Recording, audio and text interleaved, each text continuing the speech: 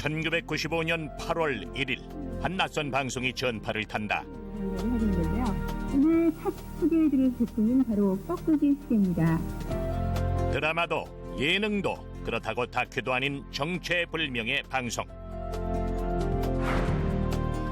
TV 속 출연자는 시청자에게 이렇게 말했다. 뻐꾸기의 누름소리를 한번 들어보도록 할까요? 이는 바로 국내 첫 홈쇼핑 방송이었는데 이날 판매된 시계는 고작 7개. 게다가 그중 4개는 홈쇼핑 회사 직원들이 구입한 것이었다. 다소 불안해 보이는 국내 최초의 홈쇼핑 채널은 5년 후 국내 유통업계의 강자로 떠오른다. 그런데 집에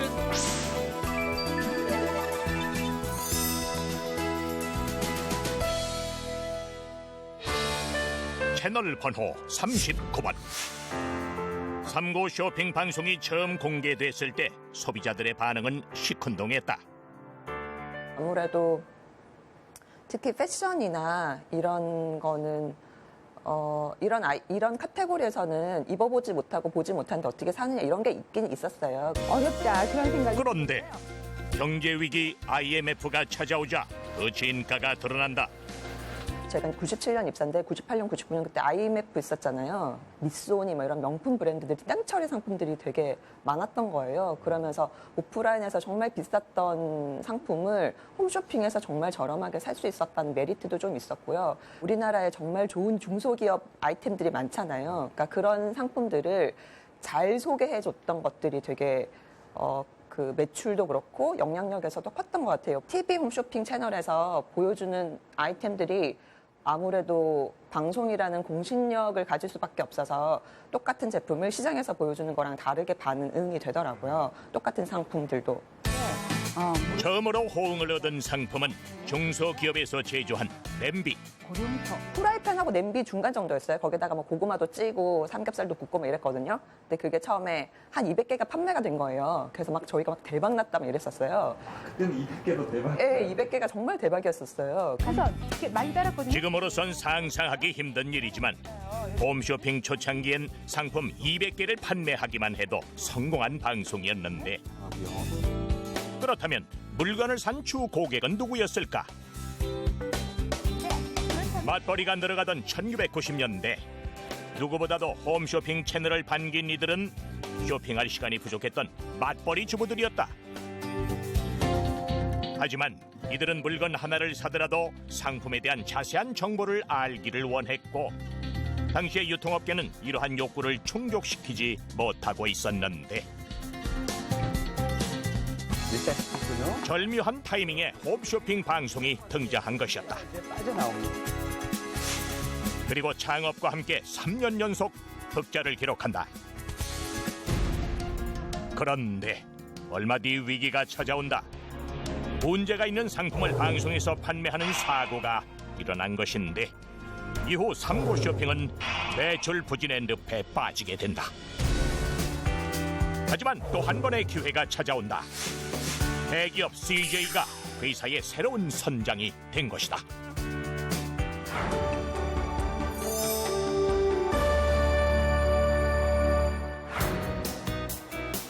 열어봤어요. 뜨거운 김이 모락모락 나는 닭고기 구이. 그리고 저처럼 제가 6개 바꿨으니까 요리 프로그램을 방불케 하는 스튜디오에서 쇼 호스트의 상품 시연과 함께 소비자들의 주문이 시작된다.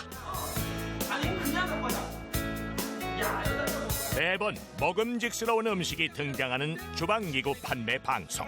하지만 그 시작은 매우 소박했다. 국방이란 말조차 없던 시절 요리를 시연해 제품을 판매하는 방송은 아주 작은 아이디어에서 시작됐는데 토스터기를 팔면 식빵 하나 없었어요. 그냥 토스터기 기계만 설명하더라고요. 과연 기계만 소개해서 누가 관심을 보이겠어요. 그래서 뭐 어디 백화점을 가거나 그러면은 토스터기를 판매할 때 식빵을 꽂아서 시연을 해주잖아요. 그때부터 시연이라는 개념을 좀 도입하기 시작했던 거예요. 주방기구 판매 방송이 잡히는 날이면 담당 PD는 직접 장을 봐서 요리 재료를 손질했고 39,000원이네. 쇼 호스트가 직접 음식을 만들어 보이며 제품을 설명했다. 요 구입판에다가 그때는 뭐 누가 준비해 주실 분들이 없으니까 뭐 후라이팬 세트를 팔아. 그러면은 PD들이 뭐 FD들하고 장 봐가지고 계란물 만들어서 준비하고 뭐 믹서기 팔면은 거기에 뭐 야채, 뭐 과일 이런 거 다 씻어서 썰어서 뭐 설거지까지 다 하는 과정들이 있긴 있었어요. 기름바지에 찌개. 그런데 방송을 시청한 고객들의 반응은 예상외로 뜨거웠다. 계란말이를 해준다거나 식빵을 구워본다거나 하면은 그 식감을 돋을 수 있는 부분들이 요소가 생긴 거잖아요. 그러니까 그 식빵을 보고 계란말이를 보고 주스를 보고 아 먹고 싶다 저거 사야지 이렇게 됐던 것 같아요. 그게 지금 발전해서 콕방 먹방 이런 건 것 같아요. 어떻게 하면 소비자들에게 좀 더 생생하게 상품을 설명할 수 있을까? 고민은 계속 이어졌고 그로 인해 웃지 못할 일도 발생한다. 신입 쇼호스트인 류상 씨가 여러분들을 위해서 코렐이 튼튼한 거 한번 보여드릴게요. 그래서 자, 제가 열심히 준비했습니다. 자, 그럼 진짜 깨지지 않는 아름다움이 뭔지 보여드릴게요. 라고 하고서 던진 거예요. 제작진은 그릇이 얼마나 단단한지 보여주기 위해 방송 중에 그릇을 직접 바닥에 던져보기로 한다. 생방송 중 사고가 날 것을 대비해 방송 전 시험 삼아 2번 그릇을 던져봤지만 그릇이 깨지지 않았고 안심한 쇼 호스트는 방송에서 자신 있게 던지고 만다. 방송 들어가기 한 10분 전쯤에 하나를 탁 던졌는데 진짜 땡가랑 하면서 안 깨지는 거예요. 오케이, 뭐 이 정도라도 2번이나 연습을 했으니까 생방송에 아무 문제 없겠다. 라고 이제 방송 들어간 거죠. 이때 바로 전설에 남을 홈쇼핑 방송 사고가 터지고 만 것이다.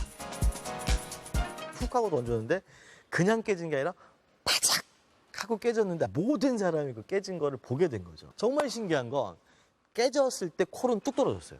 그래서 제가 원래 안 깨지는 건데 똑같은 접시 3번 던진 거니까 그래서 이번엔 연습 안 하고 던져보겠다라고 제가 동시에 4장을 던져버렸어요.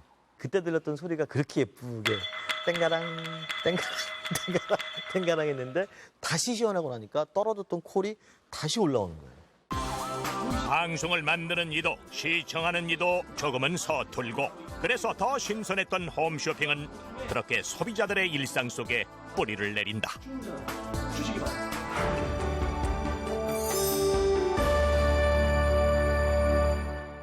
머리가 좀 짧. 방송이 차츰 자리를 잡고 소비자들에게 인기를 얻게 되자 이번엔 또 다른 위기가 찾아온다. 초라해 보일 수가 있거든요. 그렇죠. 이제까지 단 2개뿐이었던 홈쇼핑 채널이 무려 5개로 늘어나게 된 것이다. 무한 경쟁의 서막이 시작되고 있었다. 2개에서 5개로 나갔죠. 갑자기 매출에 대한 경쟁 구도로 심화되면서 지나치게 이제 고객들의 그 충동 구매를 유도하는 그런 판매 활동을 많이 하게 됨으로 인해서 반품률이 많이 증가가 됐고요. 경쟁이 심화되다 보니까 마케팅적인 측면에서 일단은 경쟁에서 우위를 선점하기 위한 그런 쪽에 이제 영업을 많이 하게 되었던 거죠. 단 한 명 소비자를 더 선점하기 위해 경쟁은 과열됐고 급기야 출혈 경쟁으로까지 이어졌다. 경품 제공에 대한 기회를 많이 준 거죠. 예를 들어 뭐 에어컨을 판다, 스탠드형 에어컨을 판다 근데 벽걸이형 에어컨을 1+1으로 무조건 주거나 아니면 그거와 동일한 스탠드형 상품을 하나 더 경품으로 이런 경우가 많았죠. 이러한 치열한 경쟁 속에서 5시간 30분간 진행된 방송에서 에어컨 판매 100억 매출 신화가 탄생한다. 조건은 250분이라는 거. 이 점만 염두하세요. 홈쇼핑에서 총성 없는 전쟁을 하다 보니까 누가 더 매출을 많이 하느냐로 생방송에서 경쟁이 붙어버린 거예요. 에어컨 하나에 김치 냉장고. 이렇게 출발을 했는데 경쟁사하고 붙으니까 김치 냉장고를 주던 거에 갑자기 경쟁사 뭘 하나 더 주는 거예요. 생방송 중에 프로모션이 막 점점점 막 늘어나는 상황이었죠. 이게 전쟁이었어요. 이런 조건은 시중 어디에 가셔서도 그렇습니다. 특별한 조건입니다. 제가 보기엔 현명한 선택 잘 무조건 끼워주기식 사은품 경쟁으로 매출이 느는 듯 보였지만 속사정은 꼭 그렇지만도 않았다. 마음에 드시는 모든 분들 판매한 거가 바로 매출로 이어져야 되는데 얘가 이제 고객들은 아무런 이유 없이 그냥 반품을 하는 거죠. 나 이게 뭐가 싫어라는 특별한 의견이 없어요. 그냥 나는 반품, 그 당시에는 뭐 10% 이상 반품이 뛰어 올랐기 때문에 이 상황은 고객 커뮤니케이션하는 데는 상당히 우리가 문제점이 있다라는 위기의식을 갖게 된 거죠. 반품률이 10% 이상 증가하기 시작했다. 매출도 매출이지만 고객과의 신뢰가 무너지고 있었다.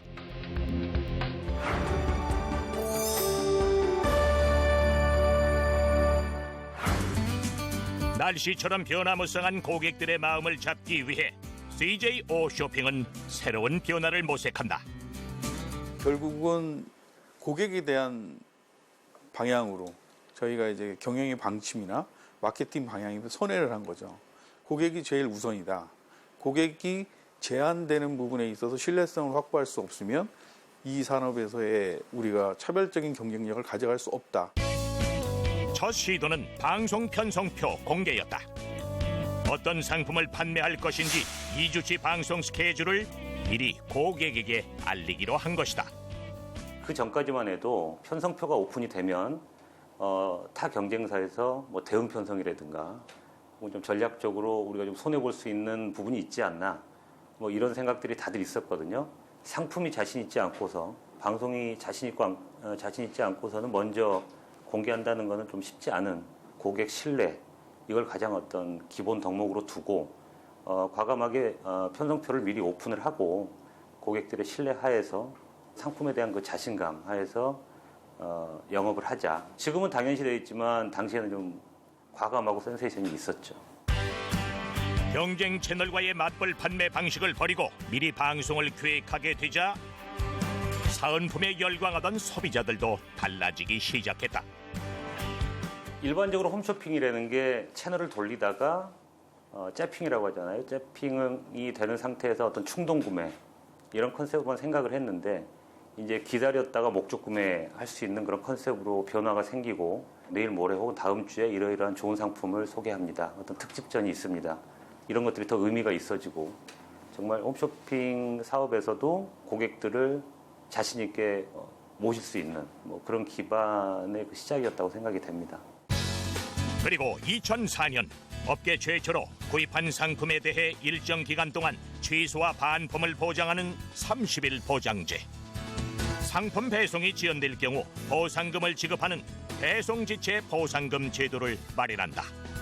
당시로선 매우 파격적인 제도였는데 당시에 쇼핑이라고 하면은 그 온라인 쇼핑, 홈쇼핑이 매우 생소한 그런 상황이었고 제가 어떤 샵에 들러서 그 오프라인에서 구매하는 게 일반적으로 익숙한 그런 시대였죠. 그런 상황에서 전화가 무료고 배송비가 무료고 샀다가 마음에 안 들면 너무나 자유롭게 교환 반품이 되는 그런 시스템에 대해서 정말 이거 맞냐? 정말 무료인 거 맞냐? 그냥 썼다가 반품하고 취소해도 되는 거냐? 뭐 이런 부분이 그때는 좀 고객들한테는 신선했던 것 같습니다. 하지만 이런 시도들이 쉽게 이루어진 것만은 아니었다. 다른 경쟁사들은 이렇게 하는데 우리는 이런 기본적인 데 너무 치우쳐서 영업 성과가 안 나오면 어떻게 되지?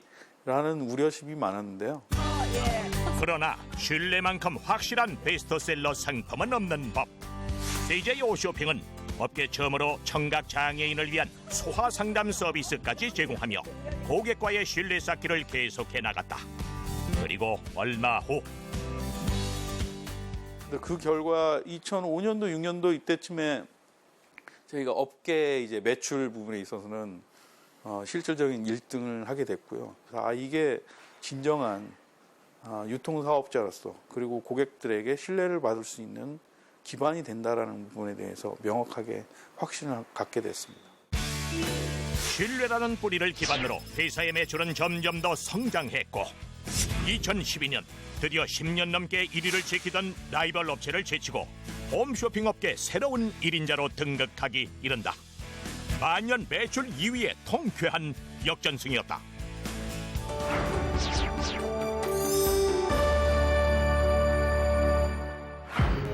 2014년 1월 파리 란제리 쇼. 세계 최대 규모 란제리 쇼 오프닝 무대를 장식한 주인공은 한국 디자이너가 만든 여성 속옷이었는데 브랜드는 바로 CJ 오쇼핑이 자체 개발한 피델리아라는 속옷이었다. 속옷 전문 회사도 아닌 물건을 소개해 판매하는 TV 홈쇼핑 업체가 어떻게 세계에 내놔도 손색이 없는 속옷을 만들게 된 것일까?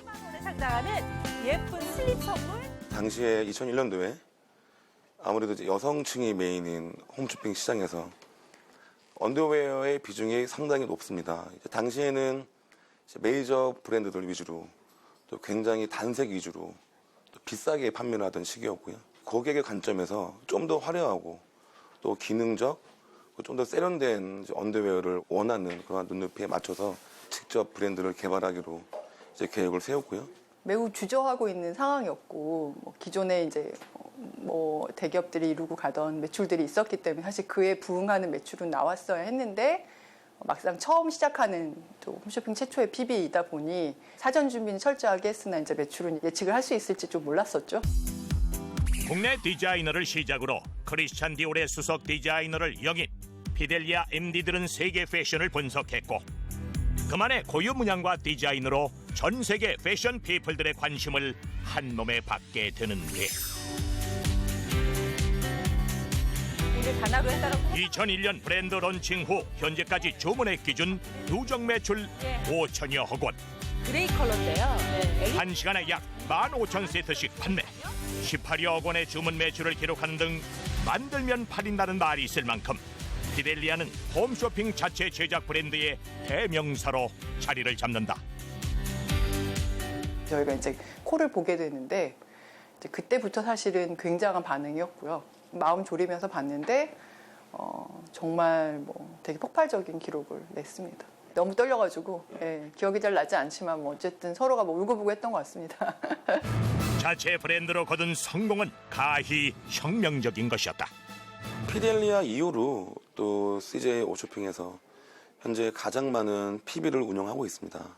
뭐 패션에서부터 뭐 또 언더웨어 그리고 침구, 또 화장품 그리고 리빙 상품군까지 저희가 PB를 많이 운영을 하기 때문에 뭐 전체 홈쇼핑에서는 저희가 한 3배, 4배 이상으로 지금 많은 자체 브랜드를 운영을 하고 있고요. 기존에 이제 유통 위주의 관점에서 고객 위주의 직접 브랜드를 개발한다는 관점에서는 굉장히 큰 의미가 있다고 볼 수 있습니다.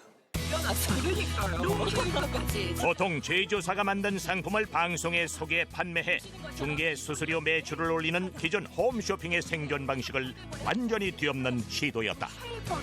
피델리아를 브랜드라는 건 사실 제조사의 것이기 때문에 제조사가 우리 이제 당신의 유통에 들어가지 않을게요라고 하면 끝이거든요. 사실 브랜드를 갖고 있는 회사들이 제일 힘이 세거든요. 그러니까 좋은 브랜드를 갖고 있는 회사에서는 뭐 유통회사를 마음대로 고르실 수 있고 마음에 안 들면 나가실 수 있는데 그런 힘을 유통회사 입장에서 갖고 싶기 때문에 브랜드 사업을 하는 측면이 있습니다. 그렇게 하나둘 시작한 CJ 오쇼핑의 자체 브랜드 상품은 총 20여 개. 취급하는 총 액수만 약 9천여 원에 달한다. 그리고 올해 3월 한 자체 브랜드 상품이 또다시 소위 대박을 터뜨린다.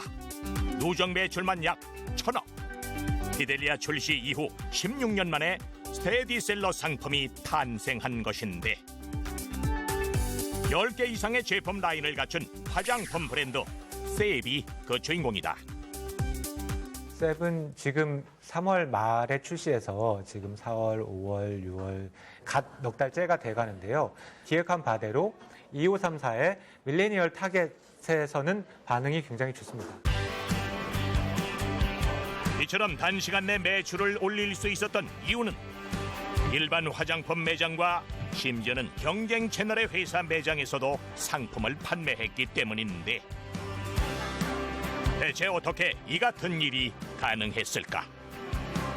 TV 홈쇼핑은 기본적으로 시간이 우리의 채널이고 매대인 셈인데요. 이 시간이 제한되어 있습니다. 방송에서 방송을 하지 않는 한 그 PB가 보여지지가 않거든요. 그런 어려움이 저희가 이제 PB 사업에서 NB 사업으로 넘어오는 계기가 되었습니다. 홈쇼핑 채널이란 유통업체에서 직접 물건을 기획, 생산해서 판매하는 제조업체로 변신을 꾀한 결과였다.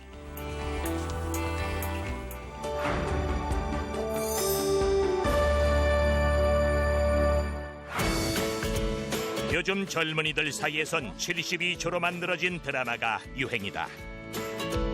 이 짧지만 강렬한 동영상 세계에 CJ 오쇼핑도 발을 들여놨다. 소비층과 채널 확장인 거죠. 젊은 친구들이 뭐 보고 있기는 한데 앉아서 보기보다는 다니면서 모바일로 많이 보고 짧은 동영상을 많이 보다 보니까 그 친구들이 많이 볼 수 있는 포맷의 컨텐츠를 저희가 만들어서 그 상품을 팔아보겠다가 사실은 저희 목적입니다. 직접적인 상품 광고보다는 흥미 위주의 짧은 영상은 젊은 소비자들의 시선을 끄는데 성공한다. 좀만 더 했으면 좋겠다 이거. 엊그저께 그 72조 TV에서 틀었는데 빠른 시간 안에 30만을 보고 있어서 이게 보통 사람들이 보는데 한 일주일 정도는 보통 시간이 걸리더라고요. 그래서 꽤 조회수가 많이 더 올라갈 것으로 보고 있습니다. 시대와 소비자가 원한다면 그 어떤 새로운 시도도 마다하지 않은 정신이 또다시 빛을 발한 것이다.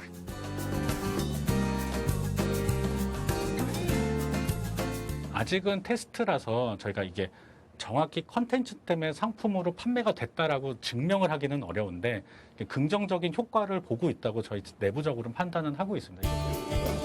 도전은 혼자보다 누군가와 함께할 때 더 의미가 있는 법. 좋은 상품을 갖고 있지만 활로 개척이 절실한 농촌과 중소기업과 함께 공생발전 프로그램을 진행 중인데 특히 전국 곳곳에 숨어있는 농촌을 돌며 우수한 상품을 발굴해 방송 매출 3억 원 달성까지 수수료를 받지 않는 프로그램이 인기다. 그러니까 1촌 1명품으로 무료 방송을 처음 시작하게 됐는데요. 이제 2006년에 기획을 하고 2007년 8월에 처음 무료 방송을 방송을 하게 됐고요. 이 모델이 실제로 농민들 그리고 농업 경영인들한테 도움이 되고 있었고요. 훈제 오리라는 그런 카테고리 자체가 없었을 때, 그러니까 류도연 오리라는 그런 훈제 오리 고기를 홈쇼핑에 선보였고요. 보시면 요새는 마트 가셔서도 그런 훈제 오리 고기를 보실 수 있을 텐데 그거를 처음 이렇게 소비자한테 적극적으로 홍보하게 된 계기가 1촌 1명품이 됐었고요. 제품을 배송받기 전까지 소비자가 직접 확인할 수 없다는 유통 채널의 한계를 극복하기 위해 TV 밖으로 나온 CJ 오쇼핑. 이 같은 노력 때문이었을까? 해외에서도 한국 CJ 오쇼핑의 운영 방식을 앞다퉈 받아들이고 있다. 2004년 업계 최초로 중국 상해 동방 CJ 홈쇼핑 사업 론칭을 시작으로 멕시코, 말레이시아의 홈쇼핑 회사를 개국하는 등 아시아뿐 아니라 중남미에도 한국형 홈쇼핑 DNA를 이식 중이다.